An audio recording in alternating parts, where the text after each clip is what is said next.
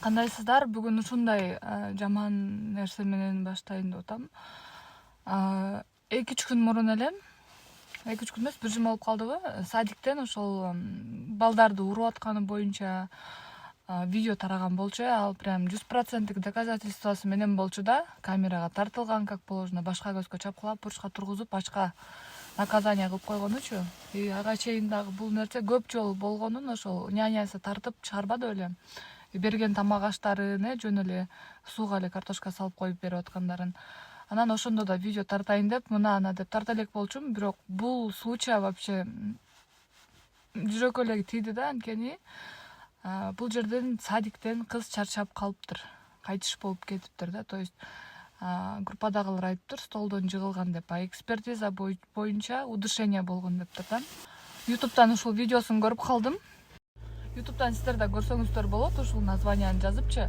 Анан балким бул жолкусунда биздин балдар эмес да, бирок ушундай темп менен кетсе, бир күнү биздин деле балабыз ушинтип садиктен өлүп келиши мүмкүн да. Буну уже чара көрүп, президентке кайрылып, конкретно эле бир аягына чыгыш керек да. Бир күнү урду, экинчиси өлүп келсе, дальше куда? Бирөөнүн баласы деп мындай кайдыгер карабаш керек. Ошол бала биздин бала болуп калышы мүмкүн да кийинкидечи. Менин оюмча баардык садиктерге, госсадиктерге, частный садиктерге онлайн камера коюлуп, ар бир ата энеде доступ болуш керек да, любой времяда карап турганга. Ладно, аны 24 саат бою карап тура бербесе дагы, ушундай случай болгондо камера менен териштирип көрүү да. Чындап эле бала өзү эле кулап калдыбы, өзү эле өлүп калдыбы же ошондо спокойно жүрө алабыз деп ойлойм. Анткени бир случай болсо деле ошол камералардын жардамы менен кайра доказательство боло тургандай, өзүбүз дагы ушинтип сомнение менен калбай 100% ишенимдүү жүргөнгөчү. Азыр болсо мындай караңгы түн да, жөн элечи. Алардын же тили жок, көпчүлүгүнүн сүйлөбөйт, өзүнөн суралайын десең. Чоңдорун деле уруп коркутуп коюшу мүмкүн, айтпагыла депчи. Ошентип караңгы түндө эле жашап аткан учурубуз.